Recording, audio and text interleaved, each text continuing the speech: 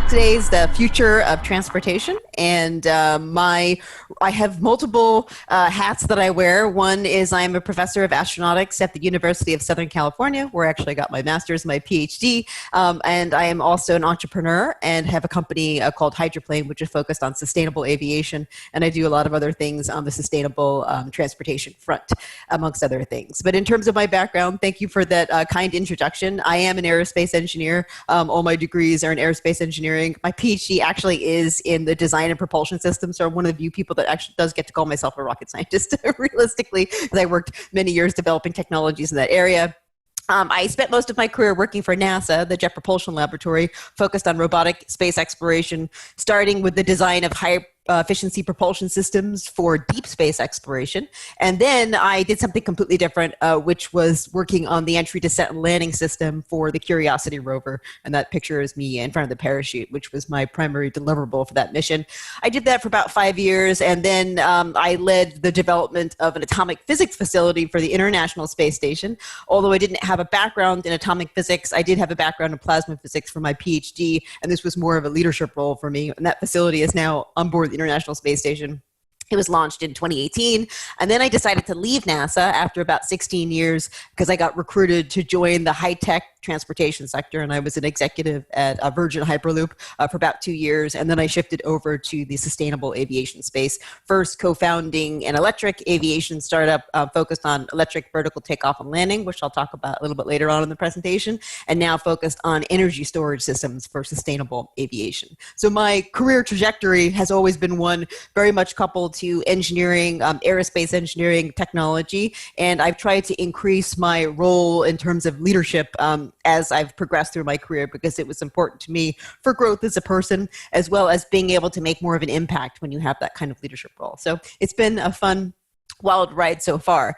But one of the things which I think is important when I give presentations is to kind of talk about why I do what I do. And I can go back to the space program a little bit on that front, which is understanding your place in the universe. So in this graphic on my slide, you can see the 3 terrestrial planets. On the left-hand side is Venus, in the middle is Earth, and on the right is Mars. And what's fascinating is that at the formation of the solar system, these 3 planets, the terrestrial planets, were really similar to each other in the sense that they did have water on the surface, they did have atmospheres, appreciable atmospheres. They were all potentially able to support life. But over the course of the past 4.5 billion years, these planets have evolved quite differently. Venus, which is one planet in from us, has a surface temperature of 475 degrees centigrade. So it's pretty hot. That's how you turn your oven to the self-cleaning temperature. It has a surface pressure of 100 atmospheres, so 100 times the surface pressure of Earth. So no life as we know it can exist on the surface of Venus. And this planet didn't used to be this way. On the other token, Mars, which is one planet out from us, has a surface pressure 1% what we have here on Earth, and has a temperature which is quite cold into the minus 170 degree centigrade regime in the wintertime at night on the surface of the planet. So what we can see is that climate change happens at a planetary scale, and it can be a planetary phenomena. So by sending spacecraft and rovers and landers to visit these other planets, we can actually understand more about our own planet and how we can protect it and how it might evolve in the future. So I think that's really important because we can see how space exploration actually does tie into our goals here on Earth for sustainability in that very important scientific way.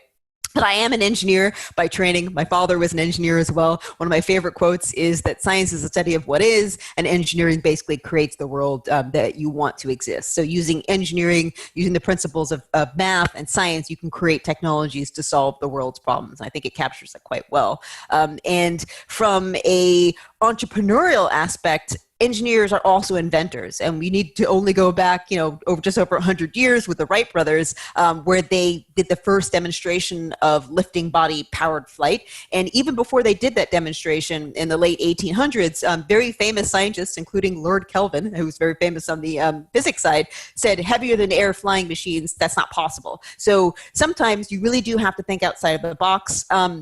And you can't just listen to what other people are doing, what other people say is going to work. You really have to listen to yourself and believe in your own ideas and make those become a reality. And of course, now that we have powered flight, it's changed our world tremendously. And that did start not that long ago, and it changed our society significantly.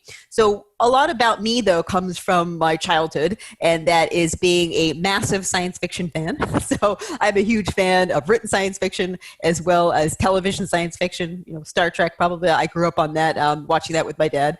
And kind of what I think is so fascinating about science fiction is that it shows you an alternate view of the universe. There, of course, is dystopian science fiction, but there's also a lot of utopian science fiction, like Star Trek, for example. And it shows you that you can have this amazing universe where people are exploring and using science and not thinking and focusing on wars, for example, or at least a portion of it. So the engineer ultimately can make science fiction a reality. And when that comes to the technologies that we develop, it means that we can literally build the future that we imagine. And we see that with, you know, the flip phones that exist in Motorola that came out in the early 2000s. They were kind of invented, in a sense, in Star Trek, as well as tablets were invented in Star Trek. And a lot of the technologies, even my PhD ion drive, which is what I did my PhD in, of course, is what powers the Enterprise. So it is very inspiring to be able to take these messages of a better world from science fiction and then make it as part of your career, which is essentially what I've tried to do.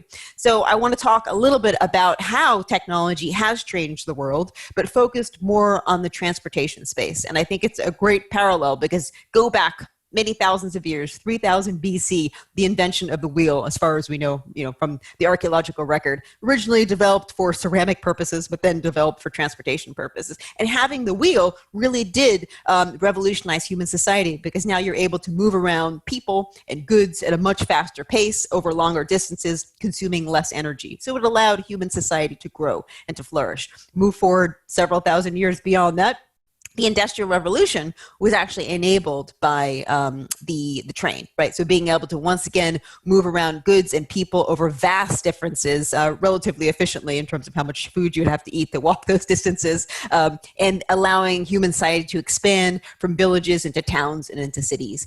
Move forward another couple of decades, internal combustion engine, the invention of personal mobility with the car. Now, one could make all kinds of arguments that the car is not a good thing, but nevertheless, we can talk about that later in the Q&A section. But obviously, we have been able to harness that technology to produce personal transport, which has enabled city expansion and personal mobility. And then, of course, probably I would say the most impactful transportation innovation was the aircraft, because air travel enables global connections and commerce on timescales which are an order of magnitude reduced from what they were before that, if not more. So you can really see how technology has changed human society in terms of its growth as well as economic growth, because with each one of these new technologies, think about how society grew and how different ecosystems came about as a result of that. So it's pretty profound in that way. But when we think about transportation, we also have to think about the wastes associated with it. One of them, of course, is related to congestion. So more people, more transport, more congestion. So right now, if we take a look at any port around the world, you'll see that they're congested, certainly in LA, which is where I live.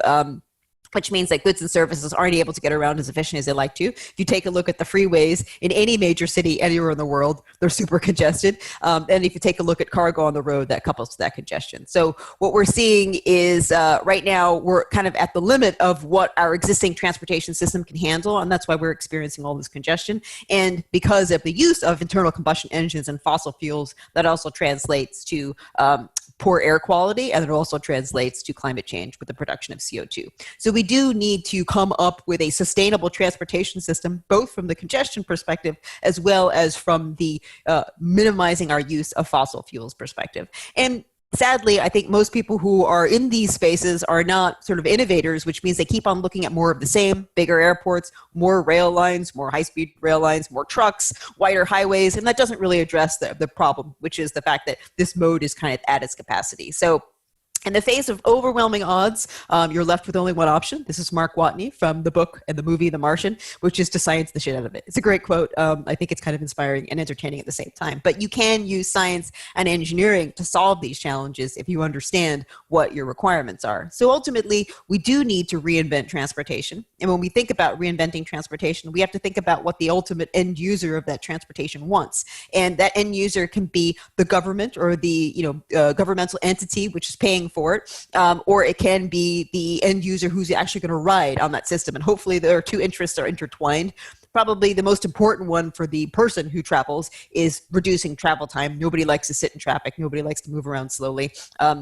That also couples to a good passenger experience in terms of it being comfortable and entertaining. And then when you look at it from a city planning perspective or transportation planning perspective, you think about capacity. How many people do I need to move around per hour, per year between those 2 points, That's where capacity comes in, and turn that into an engineering metric. And then we also have to think about safety. So one of the big focuses of anybody who's developing a transportation system is to ensure that it meets current safety standards and also is safer than other modes of transportation, because why on earth would you not want to improve yourself, right? And so we're going through great lengths to ensure that all new technologies that come in, especially on the autonomy front, are safe and actually can improve safety overall for passengers and for drivers and for the pedestrian public. Cost is also important. If something's too expensive, it's never going to happen, both in terms of the cost to develop the infrastructure behind a transportation system, as well as the cost for the person who's going to go off and buy a ticket. And any transportation system, if it's a mass transportation system, has to be affordable to everybody. Otherwise, by definition, it won't work. And I think one of the biggest goals that we'll see now, finally, as a world, because the US is going to come back on board with climate agreements, is environmental impact. So transportation does make up a large percentage of the CO2, which is produced by us as a species. So if we can reduce the carbon emissions and eliminate the carbon emissions and become carbon neutral with our transportation systems, that goes a long way to helping reduce the environmental impact of human society. And when we think about transportation systems, we shouldn't just think about this local city that we're living in. We have to think about our state, our country, our continental landmass. So all transportation systems have to be scalable so they can interoperate with other types of transportation systems and ultimately connect more people. So what are some of the new transportation systems that are out there in the future? Well, the first one, not everybody knows about it, but I think a lot of people do now, because it's kind of, it's developed its own meme. This is the beam, which is Elon Musk.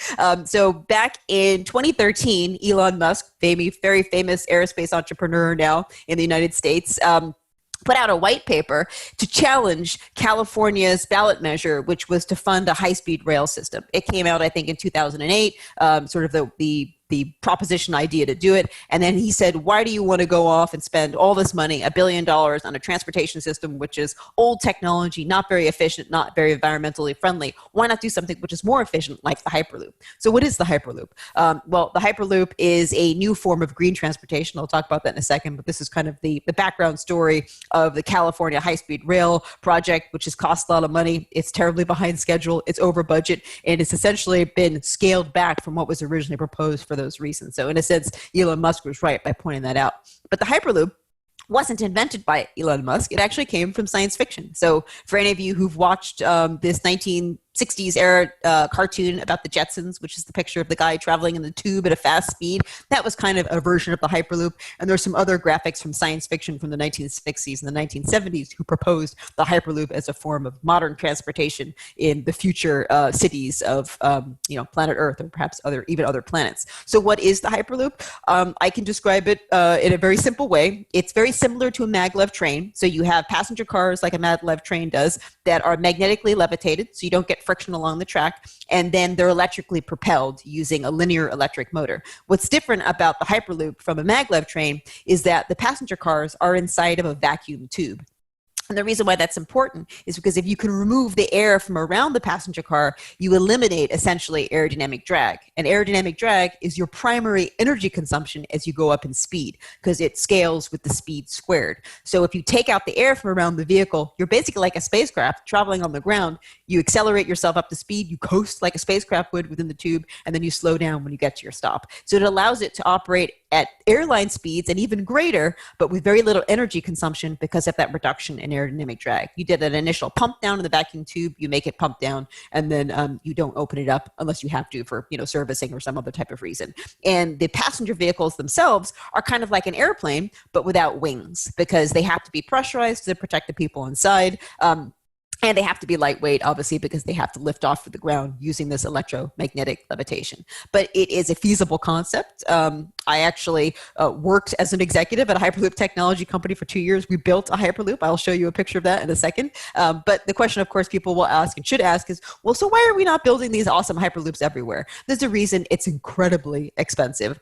So any ground-based infrastructure project is, more than 10 billion US dollars, more than 10 billion euros, for example. So it's very hard to be able to get a government to pay for something that expensive when the technology is so new. So that's ultimately the reason why we're not seeing Hyperloops, just being built left and right, because it has high cost as well as high technology risk. And so that's where technology companies can come in and solve that problem. And so most of the companies who are working in this space are startups. So they're entrepreneurial ventures run by small teams, and they're able to operate cost effectively because they're so small versus a big corporate entity with a lot of overhead. So you can have a lot of technology innovation coupled to the entrepreneurial spirit, coupled to the venture capital world to potentially bring about this transportation solution around the world, which is more friendly. So there are technology startups working on the Hyperloop in Europe. There's probably a pretty famous one called Heart, which is up in the Netherlands. I've met those guys before, really cool guys. When I was working for mine, which was Hyperloop One, we were looking at ways that we could collaborate with other Hyperloop companies. So one of the things that startups do really well is that they prototype new technology. And so they're able to do that relatively quickly and cost effectively. And so for the company that I worked for, which you can see me standing in front of the vacuum tube, we actually built a Hyperloop. So there is a a mile long Hyperloop in the desert just outside of Las Vegas. Up until very, very recently, it was just a technology demonstration test bed. So we would move the capsule in it to these speeds, accelerate it, and then decelerate it. And that was all you could do. But there was recently a test where they put people inside of it, which was done for technology demonstration purposes. But the passenger car, you can see represented in the upper left there, where you would sit inside that and move along that tube from one station to the next station. All developed using cutting edge material technologies to enable a reduction in weight, which enables a reduction in operational cost at the end of the day. But there are more than one company around there. There's another one in Los Angeles, ironically, but they're pretty much popping up all over the world now. So now the question is, which country will have their first Hyperloop? But one of the things where I like to see connections is how different industries can actually leverage different technologies to work together. And so because the Hyperloop has to operate at really fast speeds, basically in excess of airline speeds, you can't have a traditional train operator stop and start. It has to be done autonomously. And so a suite of technologies that already exist, or at least are in development, is in the autonomous car driving industry, which can be leveraged to be put into these sorts of transportation systems, either ground-based Hyperloop to give autonomy to them, or even in the air for aerial transportation, which I'll talk about next. But ultimately, we can use these technologies associated with autonomy, whether that's machine learning or artificial intelligence, to create the safe environment of autonomy to avoid hazards. And the really easy thing about the Hyperloop, of course, is that there are very few hazards because you're traveling inside of a tube. So you don't have the traditional problem of other cars, pedestrians, animals, and things like that, because ultimately there is nothing other than the car which is in front of you. So it's an easy way to implement something like this for autonomy into a mass transportation system. And the way that you make this affordable is by having really good ridership. So if you have a lot of people filling up this system every single hour of every single day, then all of a sudden you can amortize the cost of that development and increase price, or decrease price and then increase ridership. And then the other goal behind the Hyperloop is that it's not going to be a big, long train car with 50 cars. It's going to be smaller pods, which are running more frequently, which makes it more close to an on-demand type of system, like a subway almost, as opposed to the traditional train that you might take to go long distances. But then again, autonomy, of course, is the key because of the speeds at which it's operating. But a lot of can be leveraged from the existing automotive sector. So when is the Hyperloop coming? It's always coming soon. So someone does have to sign on and put up the money to develop one of these systems. It may be that it happens in a Middle Eastern country first because they have more capital to put towards their transportation infrastructure. It's hard to say, but I know there's certainly interest in the United Arab Emirates. There's also interest in India. So it's really more an issue of how much money is going to be set aside. But all of the studies are underway as to how to implement it into an existing transportation system. How much of a footprint do you need to be able to lay out the track? What kind of the power requirements are. But remember, because it's an electrically propelled system, it can operate off of grid-based power. So that if that grid-based power is coming from renewables, this can actually be a carbon neutral commercial mass transportation system solution. So we can definitely have more questions in the Q&A about how it works and challenges, because I know that's always of interest to people. But I enjoyed my time working on it. And ultimately, I'm the kind of person who likes to work on something for 5 years, create something, and then do something else. Because the Hyperloop is a very expensive proposition, I didn't see it happening in 5 years. It's probably not going to happen in 10 years. And so for me, I wanted to then move on. We did the technology demonstrator, and it was time for me to tackle a different problem. And so the next problem I decided to tackle was air travel. I am a pilot myself, a pretty active pilot. Instrument rated. I'm currently working on my commercial rating, and I'm also a disaster relief pilot. So for me, flying is very much part of my life, a part of my hobby activities I do outside. But everybody knows, of course, that flying has a very big carbon footprint, because right now it's still relying on fossil fuels as an energy source, stored energy to be able to get around. So air travel is definitely in need of technology innovation to get it out of the dark ages and to get it into the 21st century. So what does current flight look like? So I'm engaged in general aviation, which is flying smaller airplanes at lower altitudes, up to around 10,000 feet. I don't know how much that is in meters. And that airspace does have a lot of people in it. A lot of it is for sport pilots. A lot of it is for humanitarian aid, disaster relief, and a lot of it is for air taxi type of environment. But it's very different from what you traditionally fly, which would be commercial and business aviation, where you're flying in high capacity jets at above 20,000 feet on pre-described routes with large groups of people. So the general aviation, low altitude airspace is not that utilized right now, and could be utilized more, but it isn't really utilized so much for the commercial or the business aviation space. And now, what does flying look like for us? It actually is a little bit more difficult, because we have to wear masks in the cockpit, obviously because of COVID-19. And it took a little bit of getting used to, but I think we've all gotten used to it now, and you don't really notice that it's there. So how can we talk about the real near future of updates to air travel? So we can look to science fiction once again, for example. And so I turned back to the Jetsons, which is this family of the future, how they would get around. They got around in flying cars. So although I'm not specifically talking about a car which flies, which is it drives on the road and it flies, I am talking about moving around in highways in the sky as opposed to highways on the ground. And the current movement for urban air mobility, which is air taxis, is to have fully electric aircraft which are traveling in airways in the sky above cities and above urban environments on a fully electric platform. And the reason why that's important is because electric aviation currently relies on batteries. Batteries are very, very heavy, which means that these aircraft are also very, very heavy, and they can only travel short distances. So because of the reliance on batteries, which we're trying to do to get this technology going, we're limited to use cases which only go short distances, basically less than 100 kilometers, less than 60 miles. But because there is a potential use case, which is to transport people across cities or to transport people from rural to suburban environments or urban environments sub 100 kilometers, you could have a fully electric platform. So I spent about 2 years in this space focused on the development of a tilt wing aircraft that you see featured here.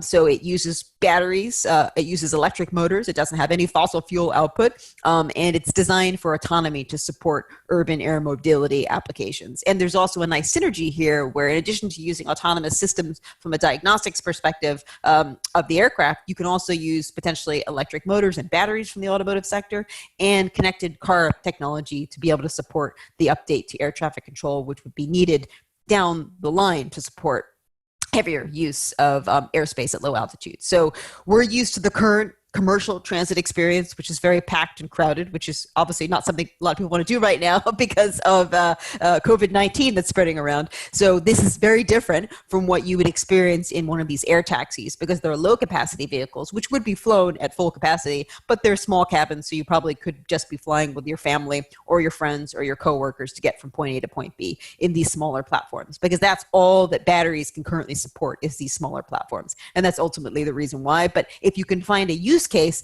for these platforms, which is air taxis, then you can see how there is a way to get this going. And there's certainly other use cases with regards to cargo transport, with regards to medevac, and with regards to humanitarian aid, disaster relief, where you don't need a big jet, you just need a small aircraft with the capacity to carry 1,000 pounds, and then you're kind of good to go. And this is also coupling really nicely to the tech sector in terms of the mobility as a service market. So Uber, for example, has a program called Uber Elevate, where they're actually creating a set of requirements that different vehicle manufacturers should work to provide an electric vehicle platform that can provide Uber in the sky, for lack of a better term. Is it going to happen anytime soon? It's hard to say. I think with the economic downturn because of the pandemic, a lot of things are obviously going to be shifted to the right, but I think it will happen, within the next 5 to 10 years for sure. And there already is a company called Blade, which is flying helicopters. These are not electric helicopters. These are traditional helicopters in New York City, for example. And it's too expensive to operate a helicopter. So that's the reason why they're going to have a limited number of customers. But an electric airplane is actually very cheap to operate because it uses aviation fuel is incredibly expensive. And the maintenance costs associated with aircraft because of their internal combustion engines is incredibly expensive. So shifting to electric platform actually reduces the cost to the end user. So both of these things that I've talked about today, which is electric aviation, as well as the Hyperloop, are operating off of electricity, which means that it's coming from the grid and it can be completely green. And when we think about the Hyperloop, we already have the vacuum tube. You could easily put solar panels along that vacuum tube. So the Hyperloop generates its own energy. So it's essentially, not only is it carbon neutral, but it can be energy positive. And at airfields around the world, there's no reason why you can't put solar farms or even to support the generation of hydrogen for hydrogen fuel cells, which is my current area of interest, because fuel cells will enable longer range sustainable aviation, which is kind of the future in that area. But to kind of round off the conversation so we can get to a few minutes of questions, the future of travel actually is spaceflight. I think everyone's been paying attention to the SpaceX launch of the International Space Station that happened just a few months ago. There are multiple companies working in the space to provide suborbital travel options. Featured here is Blue Origin. On the left, Virgin Galactic with their space plane on the right. These can't go orbital, but they can go suborbital, which means they have the ability to give you a ride across to different cities across the globe at really fast speeds. That's not their current purpose. Their current purpose is to actually show you sort of the view of the arc of the Earth and experience microgravity. But that's more for space tourism purposes. But they could be repurposed for transportation. Both Boeing and SpaceX are developing commercial vehicles, which will take astronauts and paying passengers who can afford it. I think it's like $50 million per seat. Most of us can't afford that, to the International Space Station. So this is the commercial crew program that was started in the mid-2000s and now has finally come to fruition with the first commercial flight and commercially operated flight to the International Space Station for NASA astronauts. But paying customers are also going to be able to buy those seats. And then what do we have beyond that? Well, we have beyond low Earth orbit, Leo. So you can see me standing in front of the Orion crew capsule, which I worked on for several years, developing the parachute system for. It's an Earth reentry vehicle. So it's intended to take off of the top of a launch vehicle. This would be attached. You would travel to the moon, you would travel to the asteroid, and then you would come back and re-enter Earth. So it kind of looks like Apollo. It's a slightly bigger version of Apollo, but that's under development at NASA right now to support future astronaut missions beyond low Earth orbit. And then on the right-hand side, of course, is SpaceX Dragon capsule, which was developed for space station resupply, actually funded by NASA money. And most people don't know this. It's not a fully commercial entity in the sense that, yes, it's a private company, but it got a $1 billion NASA contract in the early 2000s to support space station resupply. But that's a great return on investment because now NASA has the ability to send astronauts up to the space station once again with the SpaceX vehicle. So after low Earth orbit, what comes next? Flight on other planets. We have done that, of course, as a species. We haven't sent people to other planets. We've sent them to the moon, which, that's certainly off-world or off-Earth. But we've sent many robotic spacecraft to the surface of other worlds. And of course, the one that I worked on, which I like to talk about a lot, is sending spacecraft and rovers and landers to Mars. So the image that you see on the left here is an entry vehicle. It doesn't look like an airplane, but it actually is a lifting body. And so you re-enter the atmosphere of Mars. This odd-looking shape does produce a lot of drag, which is what you want because you want to slow down, but it also produces lift like a bird, and you can use that lift to fly closer to the final target where you want to land. So these are the technologies that we've developed for the robotic space program, which will also come into play for the human space program. Moving forward. So I love questions about when are we going to go to Mars? We're not going to go to Mars this decade, but we probably could go to Mars in the next decade if we had the entire world behind us and funding this activity as a international community as opposed to an individual country space station. So I won't show this video, but I will show this video. So this is the flight or the descent towards the surface of the Curiosity rover. So you're seeing a camera, which was attached on the underside of the rover, looking down towards the surface of Gale Crater. And so this is a real video, which I think is really cool. It was obviously done for PR purposes, because who doesn't want to see the descent towards the surface of another planet? But it was mainly done for engineering purposes, because these images which are collected can be used for a technique called terrain relative navigation, where you take images with a camera, the onboard processor compares them to what the surface should look like, and then uses it to adjust its trajectory. So what we're seeing here now is the descent of the Curiosity rover under the parachute towards the surface of Gale Crater, and this is what Mars is. That's what it looks like. Lots of pock marks on the surface. I want to give myself some time for questions, so I won't show you all the way to the end. But what's coming soon? Vertical takeoff and landing aircraft flight on other worlds. Yes, this is happening. It's happening incredibly soon, actually. So the Mars 2020 mission launched this past summer, and on the back of that rover is a little rotorcraft, or a helicopter, called Ingenuity, which is featured on the picture on the left, and it is the first fully electric aircraft to go flying on another world. So Mars does have an atmosphere, which means that you can still have flight, but of course the air is very thin, but the gravity on Mars is also quite low, so you are able to do these flights. So it's very energy intensive activity. So this little helicopter can only fly for 90 seconds every day, and then it has to recharge itself. But it's the first time that we'll do this. And an aerial reconnaissance platform for scientific purposes is very powerful. So it will be able to get around, take images, and then come back. And you could imagine a scenario where that would be used to scout out the rover's future locations that it drives to, or to scout out for a future human mission, where do we want to go next on our journey as we're exploring the planet.